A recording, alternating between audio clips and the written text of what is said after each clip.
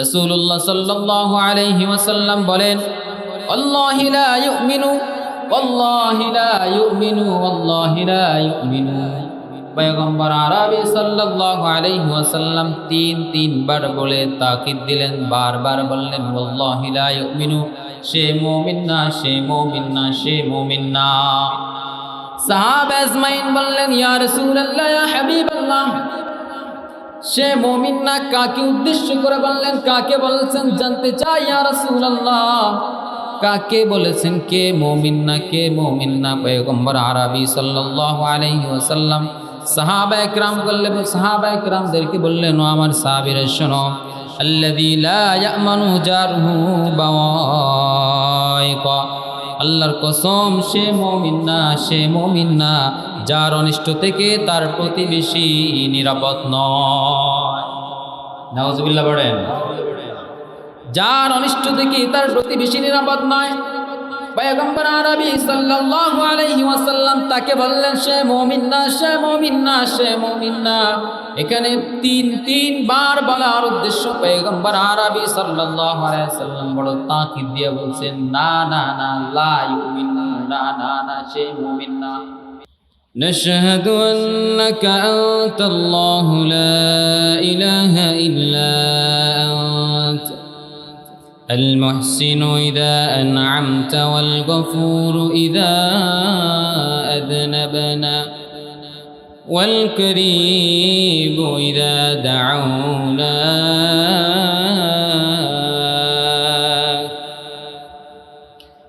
ونصلي ونسلم على نبينا محمد صلى الله عليه وسلم الذي أخرج الله به الأمة من ظلمات الجهل إلى نور العلم والإيمان، وعلى آله وصحبه ومن تبعهم بإحسان إلى يوم الدين.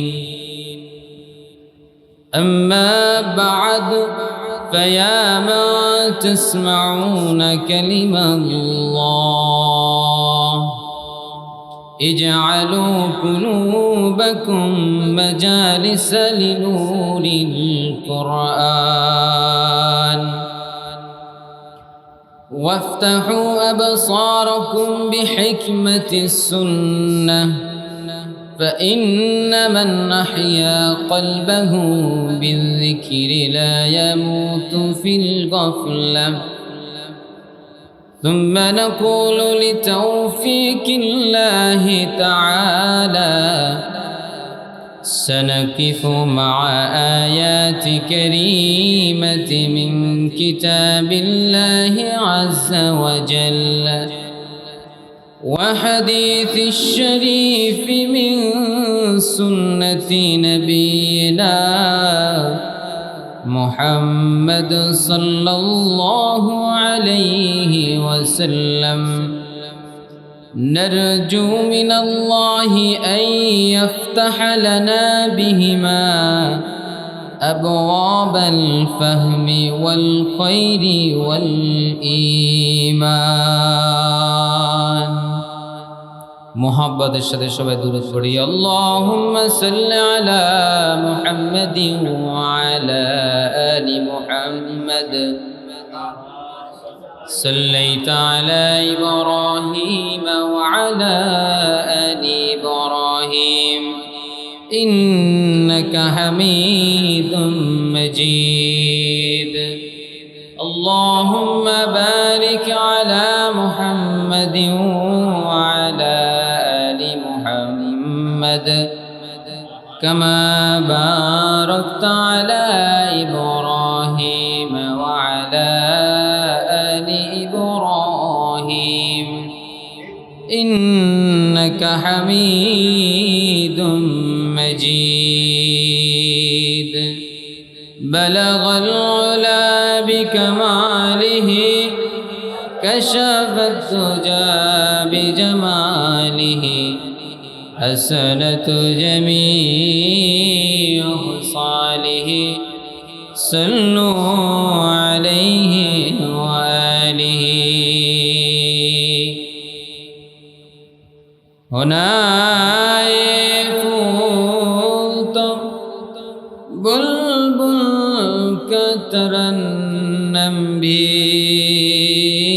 نہ ہو چمنے دہر میں کلیوں کا تبسم بھی نہ ہو بلغ العلا بکمالہ كشف الدجى بجماله حسنت جميع خصاله صلوا عليه وآله আলহামদুলিল্লাহ আসেন আল্লাহ তাআলার শানে দিল থেকে জিকির করি গভীর মনোযোগে জিকির করি লা ইলাহা ইল্লাল্লাহ লা ইলাহা ইল্লাল্লাহ লা ইলাহা ইল্লাল্লাহ ইল্লাল্লাহ লা ইলাহা ইল্লাল্লাহ লা ইলাহা ইল্লাল্লাহ لا إله إلا الله لا إله إلا الله لا إله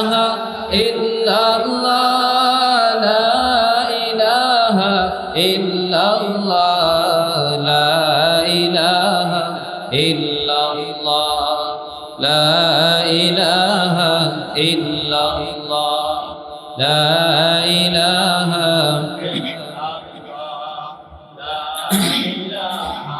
ইল্লাল্লাহ লা ইলাহা ইল্লাল্লাহ আসমানের মালিক যেই আল্লাহ জমিনের মালিক সেই আল্লাহ আসমান জমিন গায়রুল্লাহ পাহাড় পর্বত গায়রুল্লাহ শুধু তুমি মাবুদ এক আল্লাহ লা ইলাহা ইল্লাল্লাহ লা ইলাহা ইল্লাল্লাহ লা ইলাহা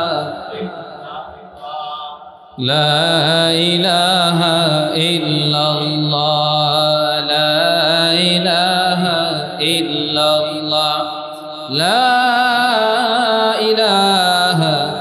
ইল্লাল্লাহ মুহাম্মাদুর রাসূলুল্লাহ সাল্লাল্লাহু আলাইহি ওয়াসাল্লাম আলহামদুলিল্লাহ মুআজ্জাজ মুহতারাম সম্মানিত উপস্থিতি মুসল্লিয়ানে কারাম সমস্ত তারিফ প্রশংসা ওই মহান রব্বুল আলামিনের জন্য যে মহান রব্বুল আলামিন আপনাদেরকে এবং আমাকে সুস্থ শরীরে রেখে হায়াতের মধ্যে বারাকা দান করে যে আল্লাহ পাক রব্বুল আলামিন আপনাদেরকে এবং আমাকে পবিত্র দিনে পবিত্র জুমার সালাত আদায় করার উদ্দেশ্যে আগে আগে আল্লাহ তাআলার ঘর মসজিদে আসা এবং বসার মতো সুযোগ করে দিয়েছেন এরই পাশাপাশি দিনই কিছু আলোচনা বলা এবং শোনার তৌফিক দিয়েছেন এই জন্য সেই রব্বে করিমের দরবারে দিল থেকে অবনত চিত্তে শুকরিয়া তান আদায় করি পড়ি আলহামদুলিল্লাহ এরই পাশাপাশি লাখো কোটি দুরুদ সালাম পেশ করছি বিশ্ব মানবতার মুক্তির দূত রহমাতাল লিল আলামিন আহমদ মুহাম্মদ মুস্তাফা সরকারে দো আলম নবী যেই বিশ্ব মানবতার মুক্তির দূত রহমাতাল লিল আলামিনের আনিত বিধিবিধানের মাধ্যমে গোটা মানব জাতি খুঁজে পেয়েছে এক আলোর দিশা এই গোটা বিশ্ব ভূখণ্ড ছিল জাহিলিয়াতে নিমজ্জিত অন্ধকারচ্ছন্ন ছিল যেই মানবের আনিত বিধিবিধানের মাধ্যমে গোটা মানব জাতি খুঁজে পেয়েছে এক আলোর দিশা সেই বিশ্ব মানবতার মুক্তির দূত রহমাতাল লিল আলামিনের উপরে দিল থেকে লাখো কোটি দুরূদ ও সালাম পেশ করছি, সকলে পড়ছি সাল্লাল্লাহু আলাইহি ওয়াসাল্লাম। আলহামদুলিল্লাহ। সম্মানিত মুসল্লিয়ানে কেরাম, আমি সর্বশেষ যেই জুমায় আলোচনা করেছিলাম, মনে আছে আপনাদের যারা উপস্থিত আছেন, বলেছিলাম আত্মীয়র হক সম্পর্কে আলোচনা ছিল। পরবর্তী জুমায় আলোচনা করার কথা ছিল প্রতিবেশীর হক। আমরা আত্মীয়র কি হক ছিল সেই সম্পর্কে জেনেছি।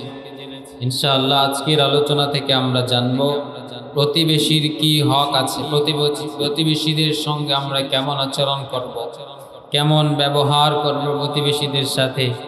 এই বিষয়ে আজকে সংক্ষিপ্ত কোরআন এবং হাদিস থেকে আলোচনা শুনব, দিলের কানে শুনব, আমল করার নিয়তে শুনব এবং নিজে আমল করব, অপর ভাইয়ের কাছে এই কথাগুলো পৌঁছে দেওয়ার নিয়তে শুনব ইনশাআল্লাহ। আল্লাহ তাআলা আমাদের সবাইকে কবুল করে পড়ে আমিন।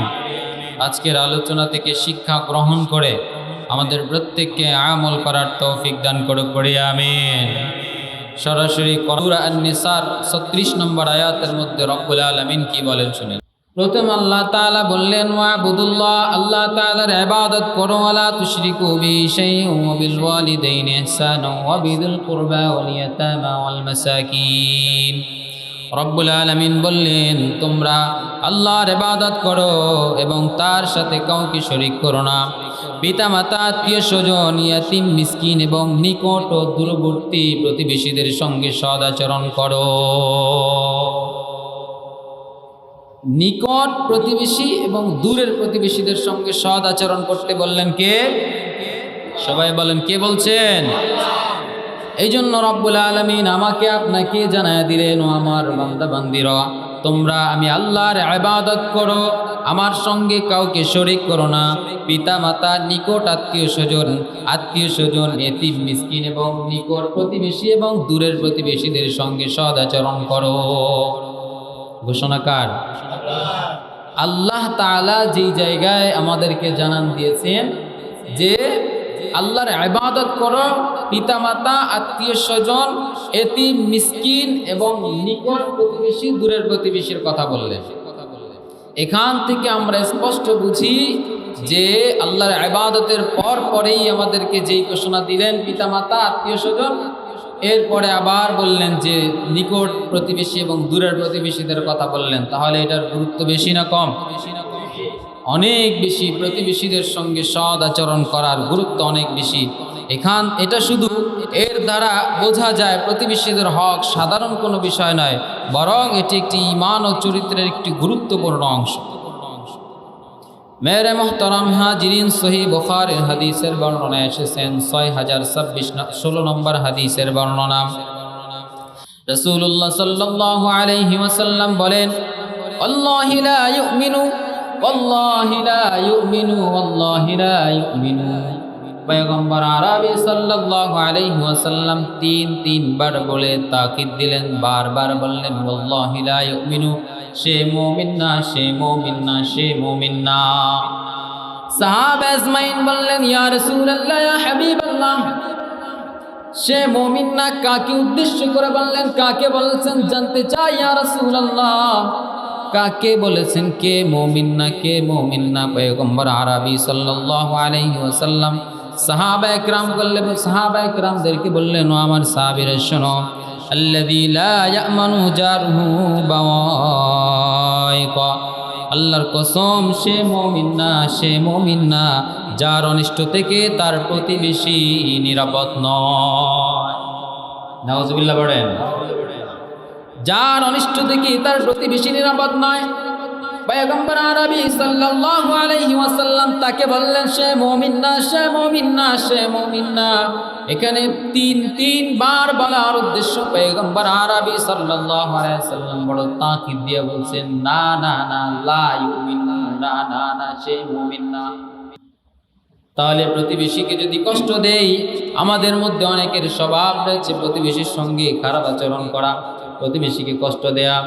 আমাদের সমাজের মধ্যে এমন লোক রয়েছে যার নাম শোনার পরেই বুঝতে পারে এই লোকটা ভালো না খারাপ, তার সম্বন্ধে এরকম মতামত চলে আসে না নাই?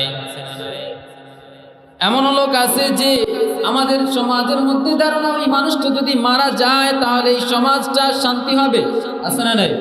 হয়তো আমাদের সমাজে নাই, অনেক সমাজের মধ্যে এমনও ব্যক্তি আছে যার জুলুম, যার নির্যাতন এত বেশি, যার ক্ষমতার মাসনদে বসে বসে এত বেশি নির্যাতন করে, ক্ষমতার দোহাই দিয়ে এত বেশি নির্যাতন করে প্রতিবেশীদের সঙ্গে। প্রতিবেশীরা মনে মনে দোয়া করে, আল্লাহ এই জালেম যদি মারা যায় তাহলে এই কোনাটা শান্তি হবে, আছে না না? সাল্লাম ওই সাহাবীকে বললেন, আমার সাহাবী, তুমি যখন ঘরের মধ্যে ভালো খাবার রান্না করবা, ভালো রান্না করলে তুমি ওই ঝোল বাড়ায় দিবা যাতে প্রতিবেশীকে তুমি দিতে পারো। তাহলে এটা আমাদের ইসলাম। কত সুন্দর, কত নিখুঁত, কত স্পষ্ট। ইহুদিদের সঙ্গে আমরা কেমন আচরণ করব, এরপরে অমুসলিম বেদুইনদের সঙ্গে আমরা কেমন আচরণ করব, প্রত্যেকটা বিষয় কোরআনের মধ্যে স্পষ্ট আছে। আপনি মানেন চাই না মানেন, কিয়ামতের ময়দানে কঠিন মুসিবতের সময় প্রত্যেকটা মানুষ যখন হাহাকার করবে, মা বাবা সন্তানকে চিনবে না, সন্তানগুলো মা বাবাকে চিনবে না, কেউ কাউকে পরিচয় দিবে না, প্রত্যেকে নিজের নিজের আমল নিয়ে ব্যস্ত থাকবে, প্রত্যেকটা মানুষ নিজের আমল নিয়ে ব্যস্ত থাকবে। ওই কঠিন মুহূর্ত যখন আমার আপনার সামনে উপনীত হবে, আল্লাহর আদালতে যখন আমাকে আপনাকে দাঁড় করাইবে, দাঁড়ায় যাব, তখন আল্লাহকে যদি বলেন, আল্লাহ দুনিয়ার মধ্যে ছিলাম, আমি তো জানি না এই প্রতিবেশীর সঙ্গে যে এত ভালো ব্যবহার করতে হবে, আমি তো জানতাম না প্রতিবেশীর সঙ্গে এত সুন্দর আচরণ করতে হবে, আমি তো দেখেছি আমার প্রতিবেশী একজন ইয়াহুদি ছিল, একজন খ্রিস্টান ছিল, ভিন্ন ধর্ম অবলম্বী ছিল,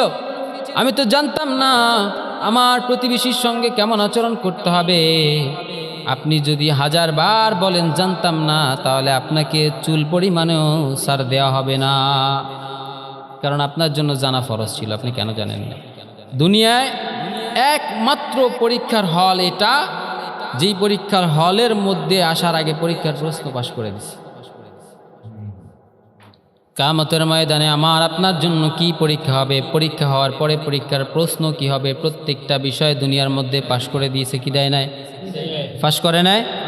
প্রত্যেকটা বিষয় ফাঁস করে দিল। বলে আল্লাহ তাআলা জানায় দিছে, আমার বান্দা বান্দিগণ, দুনিয়ার জমিন ছেড়ে চলে যাবা, চলে যাবার পরে কবরের মধ্যে যখন তোমাকে শোয়ানো হবে, কবরের মধ্যে সর্বপ্রথম তোমার সঙ্গে কেমন আচরণ করা হবে, তোমার আমল যদি ভালো হয় কেমন আচরণ করব, আমল খারাপ হওয়ার পরে কেমন আচরণ করব, কবর তোমার জন্য কতটা ভয়ঙ্কর, কবর, হাসর, মিজান, পুলসিরাত, কিয়ামতের ময়দান তোমার জন্য কত ভয়ঙ্কর তুমি উপলব্ধি করে নাও আগেই। দুনিয়ায় বসে প্রত্যেকটা জায়গা আমার জন্য কতটা ভয়ঙ্কর হবে স্পষ্ট কোরআনের মধ্যে বর্ণনা আছে। কোরআন জানিয়ে দিয়েছেন আমার জন্য কবর কতটা ভয়ঙ্কর, কিয়ামতের ময়দান কেমন হবে কোরআন জানিয়ে দিয়েছেন। ইয়াউমা ইয়াফিরুল মারউ মিন নাফসিহি ওয়া উম্মিহি ওয়া আবি ওয়া সাহিবাতিহি ওয়া বানি। কিয়ামতের ময়দানে সন্তান বাবার পরিচয় দিবে না, বাবা সন্তানের পরিচয় দিবে না, ভাই ভাইয়ের পরিচয় দিবে না, প্রত্যেকটা মানুষ নিজ নিজ আমল নিয়ে ব্যস্ত থাকবে। কিয়ামতের ময়দান কতটা কঠিন হবে। দুনিয়ার জমিনে যেই মা না খেয়ে সন্তানকে খাওয়াইতেছে, যেই সন্তানগুলোকে নিজে ভিজা জায়গায় ঘুমায়া ঘুমায়া সন্তানগুলোকে শুকনা জায়গায় শোয়াইতেছে, যেই মা সন্তানের জন্য জীবন দিয়ে দিতে প্রস্তুত হয়ে যাইতেছে, আমরা অনেক নজির দেখি, সন্তান নদীর মধ্যে পড়ে যায়, বাবাও জানে ওই নদীর মধ্যে লাফ দিয়ে পড়লে বাবা আর উঠতে পারবে না, বাবাও জানে। ওই সন্তানকে বাঁচানোর জন্য বাবা লাফ দিয়ে ওই কঠিন সাগরের মধ্যে, বিশাল নদীর মধ্যে পড়ে যায়। আমরা অনেক দেখি সন্তানকে জড়ায়া ধরছে তো ধরছে, মারা যাওয়ার পরে ওই সন্তানকে জড়ায়া ধরা অবস্থায় লাশ খুঁজে পেয়েছে। সন্তানের জন্য এত এত ভালোবাসা, এত এত মহাব্বত, সন্তানের জন্য জীবনকে উৎসর্গ করে দেয় যেই মা বাবা। আমার কোরআনে কারীমের মধ্যে রব্বুল আলামিন বলেন, ইয়াউমা ইয়াফিরুল মারউ মিন আখিহি ওয়া উম্মিহি ওয়া আবি। কিয়ামতের ময়দান কত কঠিন হবে, আয়াতগুলো তেলাওয়াত করলে বোঝা যায়।